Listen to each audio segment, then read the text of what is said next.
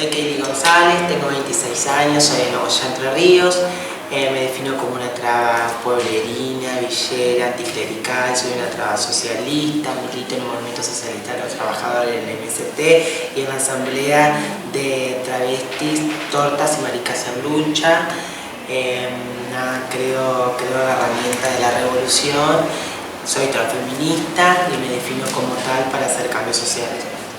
Mi nombre es Gonzalo Molina, estoy participando del proyecto de extensión y de curricularización de representables a representades de la Cátedra de Problemática Política en la Facultad de Trabajo Social. Yo trabajo en la Secretaría de Derechos Humanos de la Municipalidad y en el Programa Integral Género, Derechos y Salud de la UADER. Bueno, soy Fernanda Ramírez, participante del proyecto de extensión de la Facultad de Trabajo Social.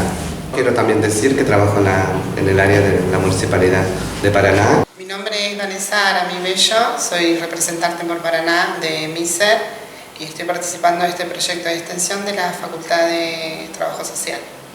Estoy trabajando actualmente en la Municipalidad de Paraná en la Subsecretaría de Programas Especiales y Nacionales.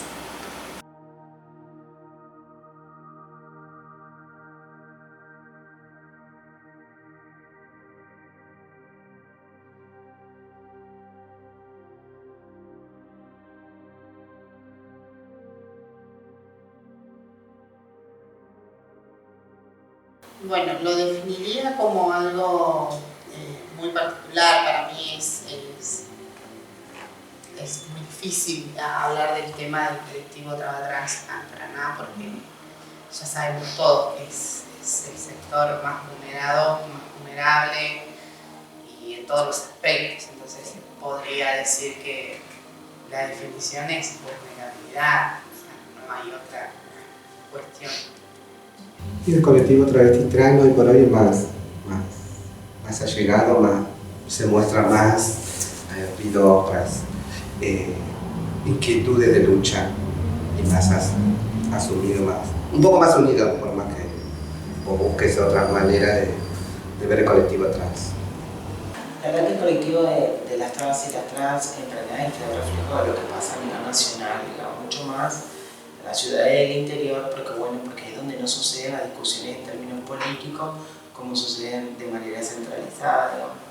Lo que nosotros siempre ponemos, más allá de la cuestión de la centralización como crítica en los espacios políticos, digamos, que no se toman desafíos, digamos, y más por las condiciones materiales en las cuales estamos atravesando, digamos, de un gobierno violento, muy ajustador, digamos, que imposibilita la movilización de las corporalidades a poder transitar por otros espacios, y en eso cuando hablo de otro espacio, otro recorrido, y hablo del interior, digamos, lo que conlleva es que la discusión se dé en menor medida, pero digamos, cuando se realizó el relevamiento a nivel municipal para el cupo, eso dio el reflejo de lo que estaba sucediendo, lo que ya sabíamos que las trabas y las trans habíamos recolectado información, digamos.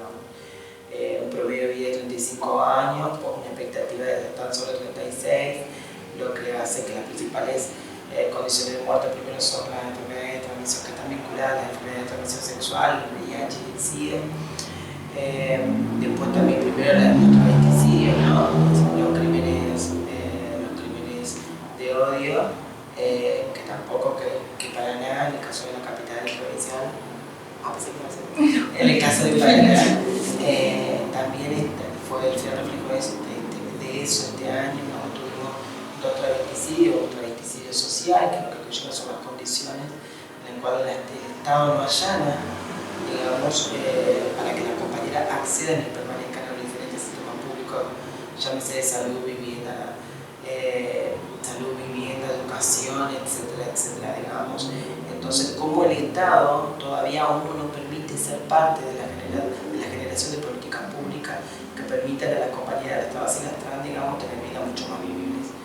El reflejo de la loba, digamos, las condiciones en las que muere, Niki, la extrema pobreza, puso de alguna manera nuevamente el colectivo primero muy lastimado y nos armó de fuerza para diseminar las condiciones en las que estamos, de plantearle al gobierno municipal, al gobierno provincial y nacional, un montón de cosas que ya veníamos planteando, pero que de repente nos ponía a través del dolor en discusión.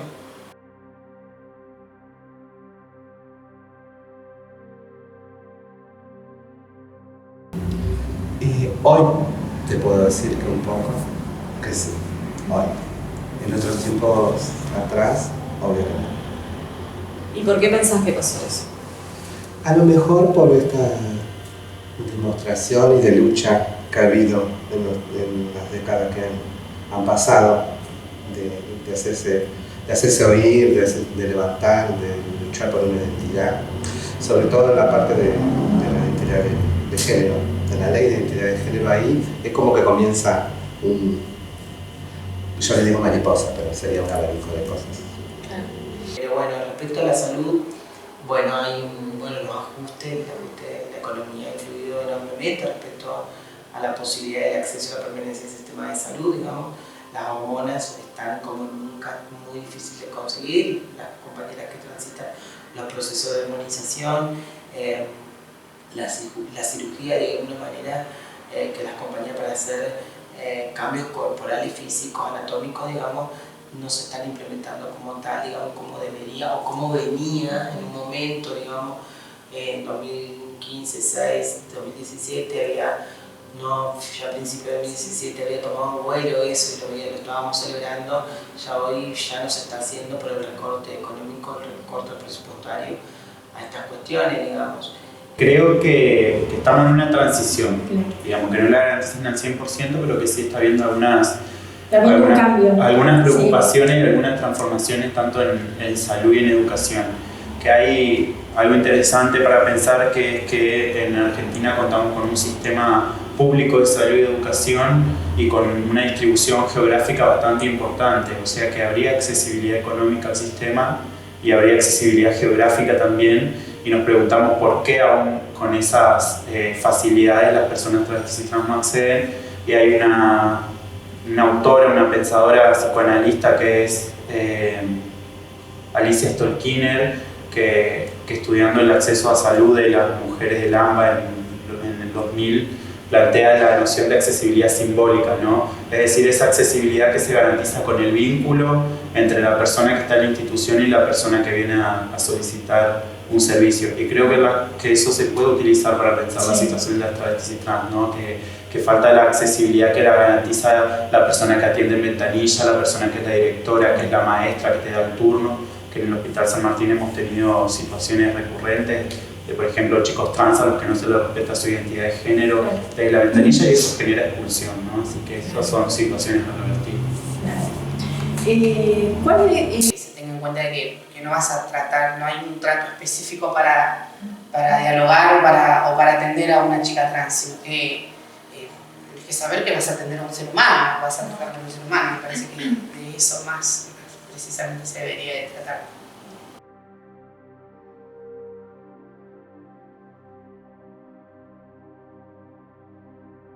El movimiento cis, el movimiento LGBT además nos exige las trabas como que lo vamos a concentrar, digamos, lo vamos a llevar bien, digamos, entonces es también un grueso error del movimiento, pero sí creemos que hemos logrado, digamos, poder en esa cosa priorizar respecto a la lucha. Si mire, compañera, una cuestión de disputa, digamos, respecto a la estructura de quien presentaba el proyecto.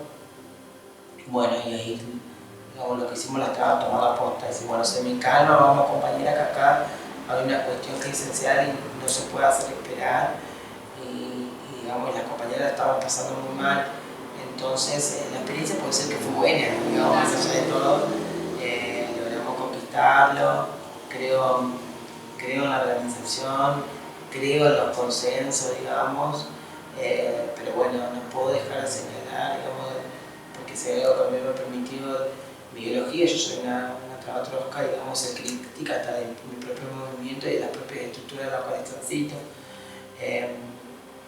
Bueno, y sí, lo que me gustó del proyecto fue que bueno, que nos pudimos sentar a una mesa, vernos la cara y decir, mira, ¿por qué pensamos lo que pensamos? ¿Por qué planteamos lo que planteamos?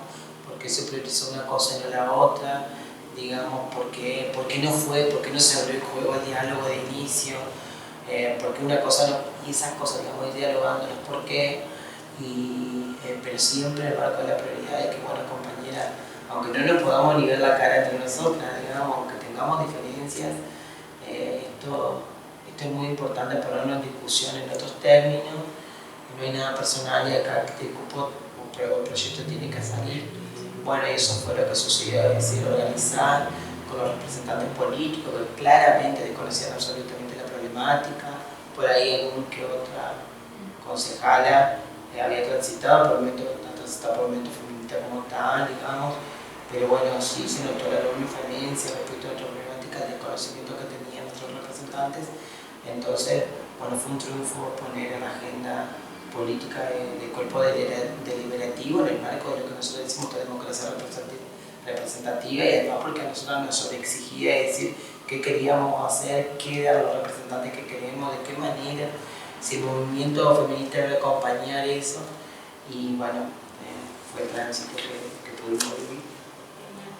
Lo más valioso es eso, la participación y el haber sido parte de algo que realmente es histórico acá en Paraná, me parece a mí, y que es muy importante, digamos, en materia de inclusión. Entonces, lo más valioso es eso, hacer algo por la inclusión. Como a mí me parece que hay dos aspectos, al menos que a mí me gustaría retratar. Primero, que un aspecto de relación al Estado que tiene que ver con que el Estado reconozca y en los fundamentos de una orden, digamos, le hicimos decir al Estado muchas cosas. Y en el fundamento de esa ordenanza, por ejemplo, el Estado dice que ha violentado y ha vulnerado derechos humanos de las personas travestis y trans. Lo reconoció, ¿no? Y que por eso plantea acciones de inclusión integral y de reparación. Y en ese sentido el Estado empieza a jerarquizar una problemática y a darle entidad. Y otro aspecto valioso es el aspecto de transformación que sufrimos las personas del propio colectivo LGBT, que fuimos parte de ese proceso. Un proceso de transformación singular, pero también colectiva, de poder encontrarnos, reconocernos, saber que podíamos organizar un proyecto y ejecutarlo y llevarlo adelante a pesar de todas las dificultades.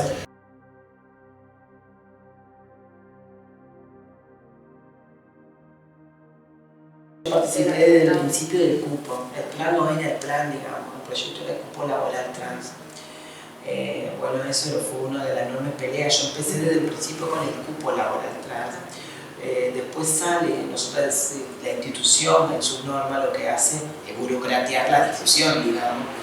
Nosotros decíamos, justo al Estado municipal se le despertó la idea de hacer un censo, y lo que nosotros decíamos, nosotros celebramos el censo porque la verdad que nosotros queremos informaciones oficiales de lo que atraviesa nuestro colectivo, pero nosotros estábamos poniendo en discusión que las dos cosas podían ir a la par. Había un sector del movimiento trans, del movimiento LGBT, que quería que después del censo comenzara a orquestar un proyecto, y lo que nosotros decíamos, o por lo menos yo y todo un montón de gente que transitaba, es decir, pueden estar las dos discusiones a la par, digamos, porque había una situación de emergencia. Entonces, no decíamos que el censo no se debía hacer, decíamos que el censo no podía ser una política construyera de discusión del cupo. Entonces, después el proyecto de iniciación sale con otro grupo por una cuestión de prioridad. En ese momento nosotros habíamos comenzado a trabajar con Estefanía Cora, que era la concejal Frente para la Victoria. Se había abierto una discusión mucho más amplia porque habíamos participado, referentes y compañeras militantes de diferentes sectores, y eso no pasó con el proyecto que presentó la concejal Giuliani, digamos.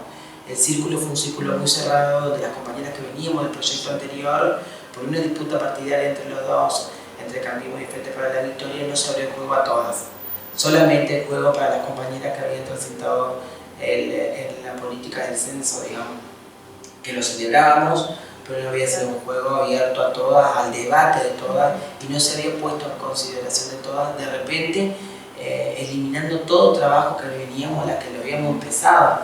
Digamos, yo pensé, como Agustina Busten, que había estado en su momento con quien era la secretaria, con quien era la responsable del área de diversidad sexual y política de género, Yara y otras más, y bueno, también estaba yo ahí, que lo habíamos empezado a trabajar y retomar con Estefanía Cora. De repente habíamos salido de la agenda, que le habíamos iniciado la discusión, habíamos sido barrera de la discusión del plan. Bueno, después logramos justamente decir, bueno, ahora el juego, digamos, esta demanda de que nosotros necesitábamos que la cosa no tenga una visión unitaria que incluya y sin matices, queríamos que se pongan en juego las discusiones que iban a influir también sobre las compañeras que lo habían planteado en su principio y que no tenga una mirada muy verticalista, es decir, bueno, ahí logramos poder romper eso y decir, bueno, me parece que sí, me parece que no, porque además lo necesitaban, no hay que abrir el juego porque había cosas que no era porque necesitaban votos también del otro partido y ahí logramos hablar con Estefanía en su momento y decir, ella tuvo la humildad de correrse y decir, bueno, que lo presente Suyani, con las enormes dificultades que había, porque bueno, era una disputa entre concejales terrible y nosotros teníamos que por favor pedirle con una con la otra y con los sectores mediales para decir esto tiene que salir, compañeros, organicémonos, y ahí bueno, se amplió la mesa de discusión y bueno, lo pudo presentar con la concejal Suyani con enorme diferencia nuestra, digamos, pero bueno, con enorme diferencia también de proyecto, porque nosotros creíamos que no se podía dejar de analizar el proyecto de inserción, era un proyecto muy amplio, que había listas que no estaban analizadas en las condiciones materiales en las cuales estamos viviendo y que eran proyectos superfluos muy difíciles de ejecutar porque no estaban debatidos con las instituciones, con nuestros representantes de manera colectiva. Había sido un sector que había puesto la discusión y que no había dado comisión en un proceso. Bueno, la concejal Suyani no se había presentado a la comisión y no nos permitía discutir colectivamente de diferentes matices, de diferentes ideologías, de diferentes estructuras, una cuestión que lo ameritaba tanto porque bueno, lo que nosotros necesitábamos era presentar un proyecto pero que tuviera una ejecución a corto y mediano plazo y no que sea un proyecto superfluo como pasó a la provincia que se eliminó el cupo. Entonces, bueno, logramos correr la egolatría, el egoísmo, la mezquindad política, y que el proyecto saliera lo mejor posible. Y bueno, salió lo que salió, digamos, y lo celebramos porque si bien es un proyecto muy amplio, tiene cosas muy ricas, hay cosas que son difíciles de ejecutar, que no están trabajadas como tal, producto de que el círculo fue cerrado. Pero bueno, lo celebramos, creemos que, bueno, que se puede ampliar, digamos, hoy eso se tiene que implementar. Ahora la cuestión es reglamentar, ver de qué manera y que no solamente se centralice en lo laboral, digamos, porque es un proyecto mucho más amplio, en el espacio educativo, de salud, recreativo, deportivo. Y bueno, es muy lindo, ¿no? Entonces creemos que, bueno, que lo podemos trabajar en un futuro para perfeccionarlo. Todo creo que es a raíz de una fuerza de lucha de hace mucho tiempo. Si bien yo no estoy ajena a nada porque siempre me hago eco de todo, pero surgió a raíz de eso. Surge de la necesidad, digamos, de lo que dije hace un ratito, de hacer algo por la inclusión y que sea más sistemático, pero sí, creo que es eso. Desde el Estado lo que nos respondían siempre era que no podían pensar una política o una acción si no se hacía un diagnóstico de situación de estas personas. Entonces escribimos un proyecto de relevamiento que lo presentamos entre la UNED, la UADER, Débora Grant, que estaba por Secretaría de Derechos Humanos de la Nación, y el INADI. Ese proyecto se aprobó en el Consejo Representativo, donde habíamos muchas organizaciones y áreas de distintos niveles del Estado, y se consiguió el financiamiento por la Secretaría de Derechos Humanos de la Nación para que sea una prueba piloto a nivel nacional, este censo que se pueda replicar después en el resto del país, este relevamiento, o que se incorpore en el censo 2020, que es lo que efectivamente pasó, digamos, ahora. Y bueno, de aprobarse ese proyecto, y el proyecto habíamos escrito que el relevamiento lo tenían que hacer las propias compañeras trans, para que sea un trabajo que se remunere, porque también eran ellas las que podían acceder a otras compañeras y compañeros. Y se buscaron a referentes de la ciudad de Paraná, referentes que tengan llegada, que a la vez puedan realizar el trabajo con compromiso. Entonces se había pensado en Yara Quiroga, en Fernanda Ramírez, en Paola López, en Gabriela Manrique, en Vanessa Bello y en Matías Verón también, para contemplar la situación de los varones trans. Y ahí empieza a rodar el proyecto de relevamiento, lo pudimos hacer a finales de 2018. Hoy en día ya contamos con esos datos, que que son los datos que argumentan la ordenanza de inclusión integral y de acciones de reparación.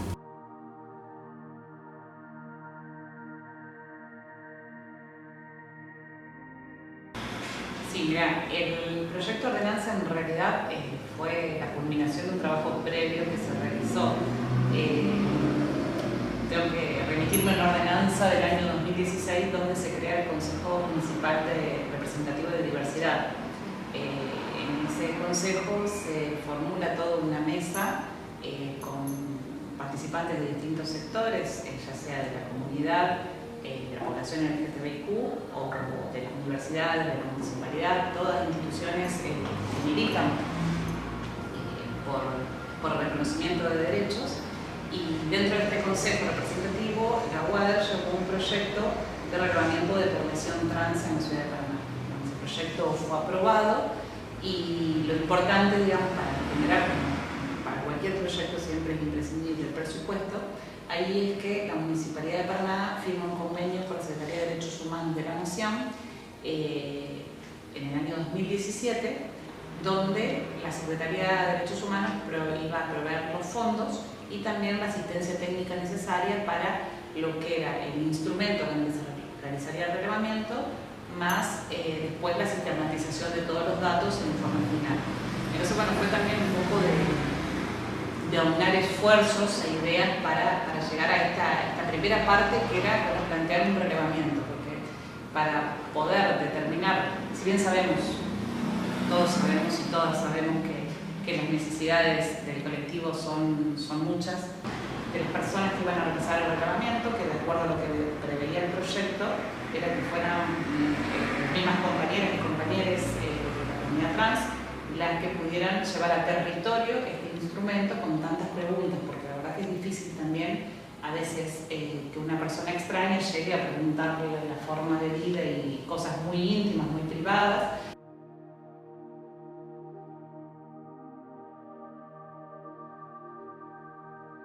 Entonces, hacerle entender a quienes eran, por eso éramos empleados del Estado, pero claro, a quienes eran funcionarios y funcionarias del Estado, hacerles entender que no utilicen una foto, que no saquen una foto, que no lo publiquen, hacerle entender al gobierno, digamos a la administración de gobierno, de que esto se trataba de una temática de Estado y una cuestión de derechos humanos fue un gran desafío, fue un punto, fue crítico también. Después lograr mediar. La atención fue el llegar a un consenso. Nosotros nos reunimos muchísimas veces para armar este proyecto de ordenanza, de qué manera se podría llevar a cabo la presentación y toda una estrategia hubo detrás de todo esto, de qué manera lo íbamos a sobrellevar el anteriormente presentado, con quién íbamos a dialogar, de qué manera, qué íbamos a pedir, si teníamos el apoyo, no teníamos el apoyo de ciertos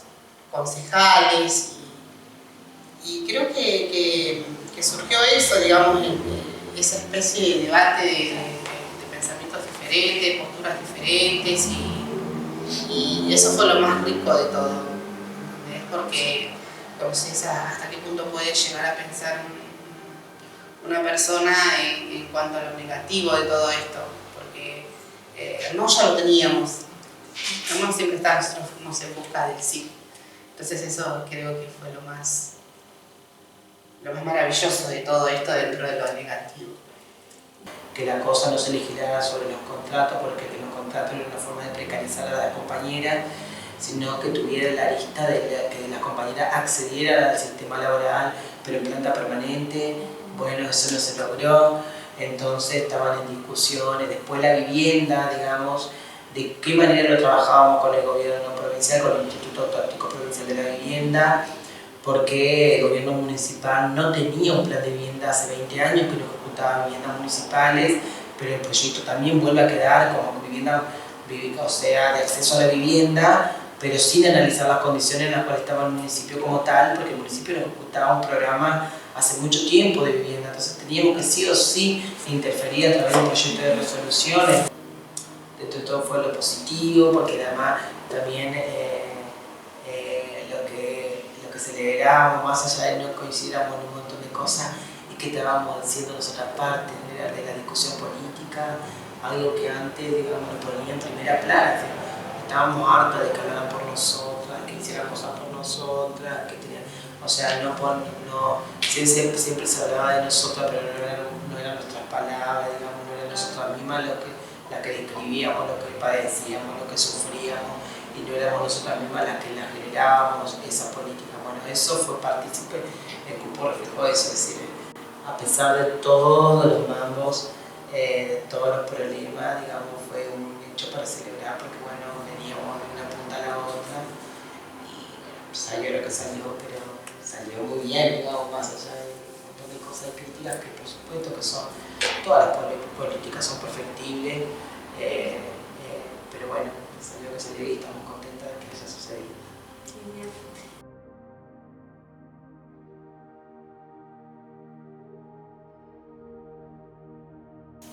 Inclusión. Creo que a mí la palabra inclusión, y no solo la palabra, sino las acciones que hacen referencia, me parece que es lo más correcto y es lo que mejor me representa a mí, o yo mejor me represento. Cuando se trata de inclusión estamos hablando de todo en la vida, de todo. No estamos hablando ni de religión, ni de cuerpos, ni de nada que se le parezca. Creo que la inclusión es algo que nos abarca a todos, creo que es la cúspide de todo ser humano en la vida, y me gustaría que algún día haya una bandera de inclusión y que se formalice bien como corresponde la inclusión, porque me parece que eso es lo principal, es el eje principal para el día de mañana ciertas cosas no sean necesarias, ¿entendés? Porque creo que más allá de que hoy día es necesaria una ordenanza aprobada como la de aquí de Paraná, pero me parece que en algún momento no tiene que ser más necesario eso. Si abarcamos todo lo que es la inclusión, si tratamos la inclusión y la ponemos en práctica, creo que hay muchísimas cosas que van a dejar de ser necesarias cuando hablamos de inclusión. Es inclusión. Que nuevamente replantearse discusiones en términos éticos y políticos de lo que representa, empatizar lo que elige, qué es ser empático, qué es ser sensibles, buscar estrategias continuas de cómo unificar criterios para marchar, o sea, para trabajar sobre líneas de acciones, que lo que haga, digamos, no se tome, las discusiones no se tomen en términos personales, sino que sean discusiones políticas, la hermandad, digamos, porque a pesar de todas las discusiones que hemos tenido con las compañeras, con muchas nos encontramos y nos abrazamos porque sabemos lo que estamos padeciendo, somos consecuentes con nuestra lucha, tenemos enormes desafíos adentro de las estructuras en las cuales transitamos, que no son ajenas, las estructuras partidarias y las agrupaciones en las cuales transitamos no son ajenas a la sociedad, no son ajenas a los preceptos culturales en los cuales estamos construidos, digamos, por ejemplo, a nivel sociocultural o de redundancia. Entonces tenemos un enorme desafío como colectivo para llevar esa discusión, es decir, si estas estructuras están dispuestas, que no nos volvamos fetiches, que no tiñamos su columna de falso progresismo. Entonces creo que ahí, ¿no? Porque además quienes hemos decidido transitar por en lugar por la estructura partidaria, queremos también ser abrazadas en esa diferencia ideológica por la autonomía de nuestras decisiones, digamos, que nuestra decisión no tenga un costo, digamos, porque en todo caso lo que queremos es luchar por la autonomía, digamos, aproximarnos, la libertad como tal no existe, pero sí nos queremos aproximar a lo que más podamos, digamos, porque tenemos que ver de una mirada transversal cómo nuestras políticas, porque no puede ser pensado en términos en bloque, digamos, no puede ser pensada un tema desde una columna, desde la otra, sino ver cómo lo que estamos de manera transversal, porque eso, digamos, al ser reflejo de una estructura de la que están de forma contrahegemónica, de la cual hasta venimos militando, creemos que va a ser mucho más factible, digamos. Queremos hablar de economía de las trabas, queremos hablar de cultura de las trabas, queremos hablar de deporte de las trabas, queremos ser partícipes de las trabas, de todo eso que te mencioné. Entonces es imposible que lo sea de manera transversal, pero creo que que es ahí el enorme desafío que tenemos, digamos. Primero, el concepto de ser empáticos y sensibles respecto a la problemática, lo que nos depara, el desafío que nos depara las trabas que hemos transitado por partidos políticos y por organizaciones que tienen injerencia, digamos, en los partidos políticos. Entonces es un desafío muy fuerte.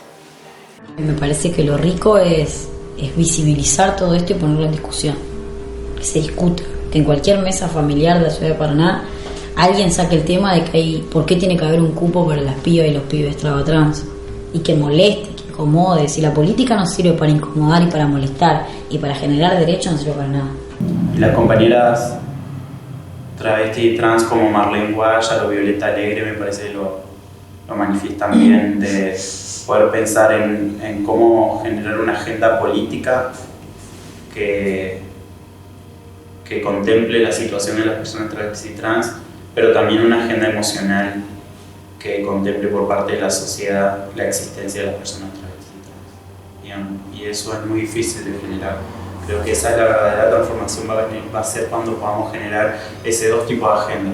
Es decir, por un lado, que el Estado entienda que las personas travestis y trans son ciudadanas, son sujetos de derecho y que tienen que generar políticas públicas específicas para ellas. Y por otro lado, que haya familias que nos impulsen, personas que no se sientan indiferentes viendo una niña trans de 12 años en situación de prostitución. Entonces, apuntar a la agenda política y a la agenda emocional es, creo, la mayor herramienta que tenemos que llevar para... Es un desafío. Sí, es un desafío, pero es lo que va a generar transformación en algún punto. Mira, yo creo que el desafío por parte del Estado es que las personas que lleguen a lugares de poder tengan la capacitación necesaria, tanto de textos como de lo diario con el colectivo. Creo que es muy importante porque en el Estado, entonces me parece que el desafío por parte del Estado es que haya una política real de inserción. Necesitamos más personas trans dentro del Estado. Necesitamos que estén visibilizadas y en lugares estratégicos como lo prevé la ordenanza. Tienen que estar en lugares de salud, tienen que estar en lugares de educación, tienen que estar también en lugares obviamente de derechos humanos. Y bueno, también por eso también dentro de la ordenanza está contemplada la creación del área de diversidad. Yo creo que la sociedad también necesita eso dentro de los cambios que vos decís. Creo que también tiene que haber aceptación de lo que es la diversidad a todos los niveles, no solamente sexual o de identidad de género, sino que tiene que haber una aceptación o una mirada de valor hacia el que es distinto, piensa distinto, el que no, digamos, hacia las individualidades. Creo que tenemos que generar una sociedad que sea más inclusiva en todos los aspectos, pero la sociedad no va a producir los cambios si el Estado no comienza. Yo creo que ese es el puntapié inicial. Que todos somos iguales, no porque sea travesti o chica trans, como se dice ahora, o chico trans. No, para mí no hay una desigualdad. La desigualdad está cuando la otra persona no te ve igual. El 31 de octubre de 2019, los 6 trabajadores que se encontraban desempeñando tareas en el Estado municipal fueron desvinculados a partir de la negativa a la renovación de sus contratos, implicadas en una decisión que puso fin a 400 contratos laborales. Al mes siguiente, presentaron un amparo en la justicia provincial para que se reconozcan sus derechos laborales y sean recontratados o pasados a la planta permanente del Estado. El fallo fue positivo, disponiendo ordenar al Ejecutivo Municipal la reincorporación de las amparistas, mediante la renovación de los contratos a partir del 1 de noviembre, con retrospectiva en el pago del salario. En tanto, el juez actuante aseguró que, en forma preliminar, es conveniente advertir la radical importancia de la perspectiva de género para resolver este caso. En esta línea, sabido es que la comunidad travesti, transexual y transgénero se encuentra entre una de las poblaciones más vulneradas históricamente del país. La realidad de este colectivo está atravesada por un contexto de persecución, exclusión y marginación, teniendo grandes dificultades para el acceso a la igualdad de oportunidades y de trato.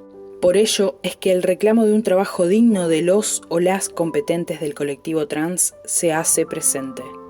Este dictamen fue apelado por el Poder Ejecutivo local, por lo que la causa se derivó al Superior Tribunal de Justicia de Entre Ríos. El 30 de diciembre, el máximo tribunal revocó el fallo del juez. Los primeros días del 2020, integrantes del colectivo viajaron a Buenos Aires para presentar su situación ante el flamante Ministerio de las Mujeres, Género y Diversidad. El 15 de enero se realizó la movilización en Paraná para pedir una audiencia con el intendente y exigir la reincorporación. El petitorio. Desde el colectivo LGBTTIQP y quienes suscriben, Bello Arami Vanessa, Verón Matías Luciano, Manrique Gabriela, López Paola, Quiroga Yara Aranzazú y Ramírez Fernanda, solicitamos una audiencia donde podamos plantear a usted nuestra situación y además, esperando de su buena voluntad, encontremos una solución al estado de vulneración social donde seguimos habitando la precarización, la exclusión laboral y podemos observar un retroceso en materia de derechos humanos para con la comunidad travesti y trans de Paraná. Es imperioso que nosotros y usted podamos solucionar esta situación. Encontramos de manera paralela la existencia de la problemática y la decisión de crear en simultáneo un área de mujer, diversidad y derechos humanos, para lo cual consideramos fundamental hacer parte de sus decisiones y en consonancia con sus políticas hasta ahora desarrolladas, tome medidas al respecto y suceda nuestra reincorporación, dándole continuidad de nuestras conquistas que con luchas hemos alcanzado. Será entonces la clave poder sentarnos a establecer acuerdos que atiendan la necesidad que planteamos. Invitamos a usted a aceptar y concretar un encuentro que será sin duda una de las maneras más acordes de buscar las respuestas y políticas públicas que este colectivo necesita. Recorrimos a su persona como principal responsable y representante del Estado municipal y esperamos su respuesta favorable. Firman los compañeros despedidos.